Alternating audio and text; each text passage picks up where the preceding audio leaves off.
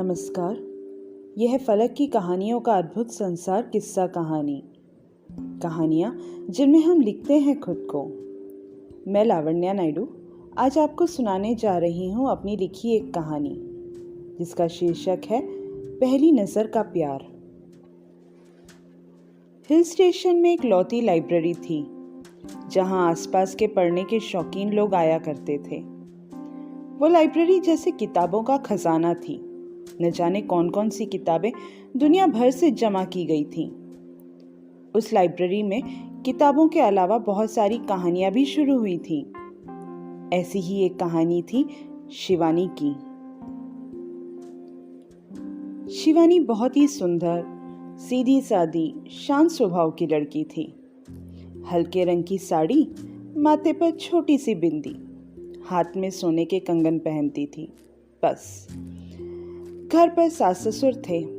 ससुर retire army man थे और पति आर्मी में शहीद जवान। शादी के कुछ महीनों में ही शिवानी के पति का साथ छूट गया था। शिवानी रोज लाइब्रेरी जाती थी। समय काटने का उसे बस यही रास्ता दिखा। उन किताबों में वो सब कुछ भूलकर नई दुनिया में चली जाती थी। उस लाइब्रेरी के केयरटेकर कमल जी, जो अपनी किताबों को बच्चों जैसे प्यार करते थे, वे शिवानी को बेटी मानते थे। शिवानी भी उन्हें कमल चाचा ही कहकर पुकारती थी। बारिश हो या गर्मी, कोई भी दिन ऐसा नहीं जाता जब शिवानी लाइब्रेरी न आए। कभी कभी शिवानी अपनी सहेली पाखी के साथ आती। पाखी शिवानी की पड़ोसन थी। कहने को पाखी शिवानी को भाभी कहकर पुकारती थी, पर थी दोनों पक्की सहेलियां। पाखी को ज्यादा पढ़ने का शौक नहीं था, पर शिवानी के बुलाने पर आ जाती थी कभी कभी। पाखी थोड़ी तेज लड़की थी। उसे गुस्सा भी बहुत आता था। गलत होता देखती तो तुरंत किसी से भी भिड़ जाती। पाखी की अभी शादी नहीं हुई थी। उसके घर वाले उसके लिए लड़का देख रहे थे। एक बार हिल स्टेशन घूमने कमल जी का भतीजा अनंत अपने दोस्त अमित और रवि के साथ आया। तीनों पक्के दोस्त थे। तीनों अच्छी कंपनी में जॉब करते थे। तीनों में जवानी का जोश भी था। एक दिन कमल जी किसी काम से बाहर गए थे। लाइब्रेरी संभालने की जिम्मेदारी शिवानी को देकर गए। कमल जी ने अनंत और उसके दोस्तों के बारे में शिवानी को कुछ बताया नहीं था। कुछ देर बाद अनंत अपने दोस्तों के साथ कमल जी से मिलने लाइब्रेरी आया तो वो शिवानी को देखता ही रह गया। अपने बारे में बिना कुछ बताए वो किताबें देखने लगा। शिवानी को ढूंढते हुए पाखी भी वहां आ गई। अनंत शिवानी से बात करने का बहाना ढूंढ रहा था।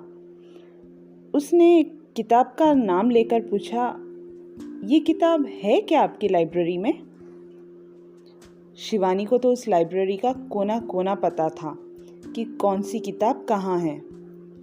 उसने उठाकर सीढ़ी ली और ऊपर रखी उस किताब को बिना कुछ बोले अनंत के हाथ में पकड़ा दिया। अनंत का ये प्लान तो काम नहीं किया। उसने फिर किसी किताब के बारे में पूछा तो पाखी ने चिढ़ते हुए कहा, भाई साहब, पहले एक किताब तो पढ़ लीजिए। इतने में कमल जी आ गए। कमल जी ने शिवानी और पाखी को अनंत और उसके दोस्तों से मिलवाया। शिवानी ने हाथ जोड़कर नमस्ते किया। पाखी ने एक नकली मुस्कान दी और दोनों अपने घर चले गए। रात को खाने के टेबल पर अनंत ने अपने चाचा जी से शिवानी के बारे में जानने की कोशिश की। कमल जी ने शिवानी के बारे में सब कुछ बता दिया। इतने में अमित ने पूछा, और चाचा जी वो नकचड़ी पाखी वो?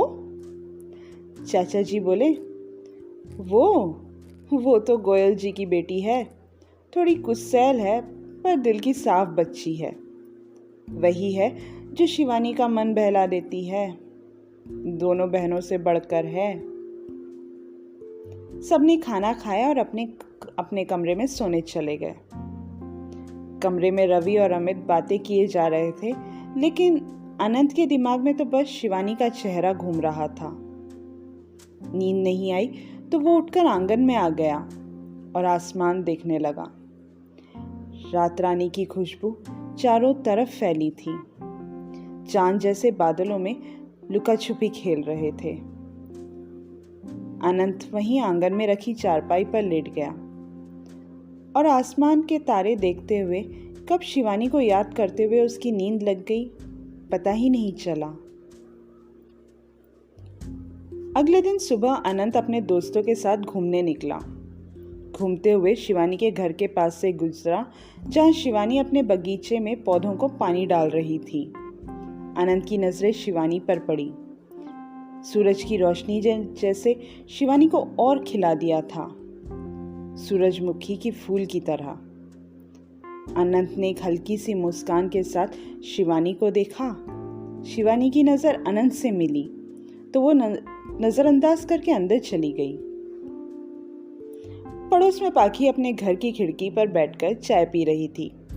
उसने इन तीनों को भी देखा और अनंत की नाकाम कोशिश को भी। चाय का कप रख वो जल्दी से गेट पर आई। तब अनंत शिवानी के उस रूखे बर्ताव के बारे में सोच रहा था। रवि और अमित मस्ती में बात करते चले जा रहे थे, जिसका थोड़ा भी अनंत को फर्क नहीं पड़ रहा था। पाखी एकदम से सामने आ जाने पर अनंत का ध्यान टूटा और वो चौंक गया। पाखी ने पूछा, यहाँ क्या कर रहे हो? अमित ने जवाब दिया, क्यों, तुमने रोड भी खरीद ली है क्या? पाखी बोली, ज्यादा होशियारी नहीं। अनंत की तरफ देखकर बोली, मैंने देखा तुम्हें मुस्कुराते हुए। इतने में रवि बोल पड़ा, सॉरी, हम तो बस घूम रहे थे। कल चाचा जी ने मिलवाया तो इसने पहचान कर मुस्कुरा दिया होगा। ठीक है, हम चलते हैं, बोलकर तीनों वहां से झट से चल दिए। शिवानी पाखी के साथ लाइब्रेरी आई। अनंत ने शिवानी से बात करने की कोशिश की, पर शिवानी ने बिना कुछ बोले किताब उठाई और पाखी को साथ ले चल दी। अनंत और उसके दोस्त भी पीछा करने लगे। शिवानी को सब्जी खरीदनी थी तो वो मार्केट की तरफ मुड़ गई। अनंत भी पीछे है इस बात का पता शिवानी को था, पर वो अनजान बने चल रही थी। जैसे ही मार्केट से बाहर निकली, एक छोटा सा पुल था जहां से उन दोनों को गुजरना था। वहां ज्यादा लोग भी नहीं थे। शिवानी रुक गई और अनंत की तरफ पलटकर बोली, क्या चाहते हैं आप? क्यों हमारा पीछा कर रहे हैं? पाखी गुस्से में उनकी तरफ बढ़ते हुए बोली, प्रॉब्लम क्या है तुम लोगों की? अनंत शिवानी की तरफ देखकर बोला, कुछ नहीं, बस आप अच्छी लगी, आपसे कुछ बात करना चाहता हूं। मुझे आपसे कोई बात नहीं करनी। आइंदा मेरा पीछा करके मेरी तकलीफें और मत बढ़ाइए, कहकर शिवानी आंसू पोंछते हुए वहां से चल दी। पीछे पीछे पाखी भी उन लड़कों को घूरते हुए चली गई। रात भर शिवानी अपने पति की तस्वीर को सीने से लगाए रोती रही। उसका रोना उसके सास ससुर के दिल को भी दर्द देता था। वे लोग चुपचाप अपने आंसू पोंछते हुए शिवानी के कमरे के बाहर से ही चले जाते। वो यही सोचते, क्या बोलकर के आंसू पोंछे, बहलाने के लिए क्या बोले इस बच्ची को जिसकी दुनिया सजने से पहले ही उजड़ गई। यहाँ अनंत खुले आसमान के नीचे तारों को देखते हुए शिवानी के ख्यालों में खोया था। अगले दिन अनंत को बहुत तेज बुखार हो गया। चाचा जी ने डॉक्टर को बुलाया। डॉक्टर ने कहा, बस थोड़ा वायरल फीवर है, घबराने की कोई बात नहीं।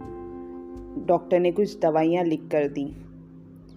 शिवानी जब लाइब्रेरी आई तो दरवाज़ा बंद देखकर वो घबरा गई, क्योंकि आज तक ऐसा नहीं हुआ कि लाइब्रेरी न खुली हो। कहीं चाचा जी की तबीयत तो नहीं खराब हो गई, ये सोचकर उन्हें देखने वो उनके घर चली गई। घर जाकर देखा तो वे अनंत के लिए काढ़ा बना रहे थे। शिवानी को देखकर बोले, बेटा तुम यहाँ? मैं थोड़ी देर में आने ही वाला था। वो अनंत को थोड़ा बुखार है तो सोचा काढ़ा बना दूं। एक काम करो, चाबी वहाँ दराज में है, तुम जाकर लाइब्रेरी खोलो, मैं थोड़ी देर में आता हूँ। शिवानी चाबी निकाल ही रही थी तो न चाहते हुए भी उसकी नज़र अनंत के कमरे में गई, जहाँ वो बुखार से तड़प रहा था। शिवानी को उसकी हालत देखी नहीं गई। उसने चाचा जी से एक बर्तन में पानी और कपड़ा मांगा। अनंत के कमरे में जाकर उसके दोस्तों के हाथ में पानी और कपड़ा पकड़ाते हुए बोली, गीली पट्टी करके माथे पर रखें, आराम मिलेगा, और वहां से चली गई। अनंत उसे देखता ही रह गया। उसके दोस्त भी उसे इस बात के लिए छेड़ने लगे। 2-3 दिन में अनंत ठीक हो गया और वे लोग शहर लौट गए। अगले दिन लाइब्रेरी में शिवानी की नज़रें अनंत को ढूंढ रही थी। ये बात पाखी समझ गई। उसने चाचा जी से पूछा, चाचा जी, आपके मेहमान कैसे हैं? चाचा जी ने बताया, बेटा वो लोग तो सुबह ही चले गए, उनकी छुट्टियां खत्म हो गई थी ना। शिवानी अपनी किताब उठाकर अपने घर चली गई। 2 दिन वो लाइब्रेरी की तरफ नहीं आई। रविवार को गांव का बड़ा मार्केट लगा था। शिवानी पाखी के साथ मार्केट आई थी। उसे अचानक अनंत जैसा कोई दिखा। शिवानी की नजरें ढूंढ रही थी पर कोई दिखा नहीं तो घर की तरफ चलने लगी। अचानक से अनंत उसके सामने आकर खड़ा हो गया। शिवानी थोड़ी डर गई और वो 2 कदम पीछे हो गई। मार्केट में मुझे ढूंढ रही थी ना? अनंत ने सवाल किया। शिवानी ने चौंक कर देखा और बोली, जी नहीं। झूठ मुझसे बोल रही हो या खुद से? अनंत का फिर एक सवाल। मैं कोई झूठ नहीं बोल रही, मेरा रास्ता छोड़िए, कोई देख लेगा तो मुसीबत हो जाएगी। अनंत ने एक तरफ होकर शिवानी को रास्ता दे दिया। शिवानी सर झुकाकर वहां से चलने लगी तो अनंत बोला, शाम को आ रहा हूं अपने माँ पापा के साथ तुम्हारे घर, तुम्हारा हाथ मांगने। शिवानी एकदम से रुक गई। अपनी धड़कनों को काबू में करते हुए बोली, तुम पागल हो गए हो? जानते ही क्या हो मेरे बारे में? चुपचाप अपने शहर लौट जाओ। सब जानता हूं तुम्हारे बारे में। अच्छा, तो मुझ पर दया आ गई कि हाय बेचारी विधवा का क्या होगा? शिवानी का सवाल। तुम कोई अकेली विधवा नहीं हुई हो दुनिया में। अपने आप पर तरस खाना छोड़ो। हमेशा ये मायूस चेहरा लेकर अपने आप पर दया दिखा रही हो, तुम या मैं? मुझे तुमसे कोई बात नहीं करनी और ना ही शादी। मेरी कुछ जिम्मेदारियां हैं। शिवानी सख्त लहजे में बोली। तुम्हारे सास ससुर भी तुम्हारा दुख देखकर कोई खुश नहीं होते होंगे। तुम्हारा ये बेरंग सा जीवन उन्हें रोज अपने शहीद बेटे की याद में मार रहा होगा, अनंत ने कहा। शिवानी ने कोई जवाब नहीं दिया और वहां से चली गई। पाखी अनंत को देखकर मुस्कुराई और शिवानी के पीछे चल दी। शाम को अनंत अपने परिवार के साथ शिवानी के घर आया। दरवाजा शिवानी ने खोला। सामने अनंत और उसके परिवार को देखकर शिवानी बिना कुछ बोले अंदर चली गई। उस समय शिवानी के घर पर पाखी भी थी, क्योंकि वो जानती थी अनंत अपने परिवार के साथ आने वाला है। शिवानी के सास ससुर बाहर आए। अनंत और उसके परिवार को चाचा जी के साथ देखकर उनको अंदर बुलाया। अनंत के पिता ने हालचाल पूछकर बिना ज्यादा बातों को घुमाए शिवानी का हाथ अपने बेटे अनंत के लिए मांगा। शिवानी के सास ससुर एक दूसरे को देखने लगे। अनंत के पिता बोले, हम शिवानी के बारे में सब कुछ जानते हैं, हमें बस शिवानी चाहिए और कुछ नहीं। शिवानी के ससुर बोले, हमें तो खुशी होगी अगर हमारे जीते जी शिवानी का घर बस जाए, बस एक बार शिवानी हाँ कर दे तो। शिवानी की सास उठकर शिवानी के पास अंदर कमरे में गई और उसके सर पर हाथ फेरते हुए कहा, तुझे ये रिश्ता पसंद है ना बेटा? माँ, मैं आप लोगों को छोड़कर नहीं जा सकती। राजीव के हम सबको छोड़कर जाने के बाद जब मेरे माँ पापा ने मायके वापस बुलाया तो मैंने उन्हें मना कर दिया था। राजीव को मैंने वचन दिया था कि आप लोगों का हमेशा ध्यान रखूंगी। फिर मैं कैसे कहीं जा सकती हूँ?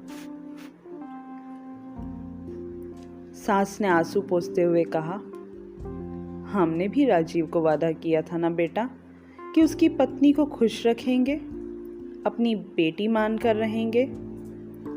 आज अपनी उसी बेटी को विदा करने का वक्त आ गया है। बेटी तो होती ही पराई है, पर तू कभी पराई थोड़ी होगी, बस दूसरे घर जाएगी। जब भी तेरा मन करेगा आ जाना, जैसे अपने मायके जाती है।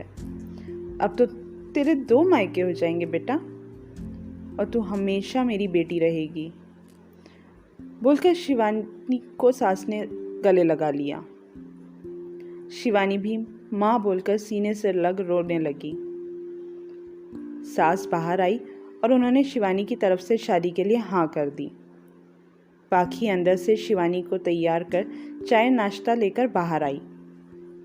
आज काफ़ी समय बाद शिवानी ने लाल रंग की साड़ी पहनी थी, हाथ में लाल रंग की चूड़ियाँ, माथे पर लाल बिंदी, कानों में झुमके पहने थे। अनंत उसे इस रूप में देखता ही रह गया। अनंत की माँ ने शिवानी को शगुन के कंगन पहनाकर रिश्ता पक्का कर दिया। शिवानी मन ही मन बहुत खुश थी, पर चेहरे पर दिखाने से डर रही थी। पुराने दर्द से बाहर निकलकर खुली हवा में सांस लेने में उसे थोड़ा समय तो लगेगा, पर अनंत के साथ शिवानी के आंखों की बंजर जमीन अब जल्दी हरी हो जाएगी, ये बात पक्की थी। ये कहानी इतनी ही। आप अभी सुन रहे थे लावण्या नायडू की आवाज़ में, यानी मेरी लिखी आवाज़ में, मेरी कहानी पहली नज़र का प्यार। फिर मिलेंगे एक नई कहानी के साथ।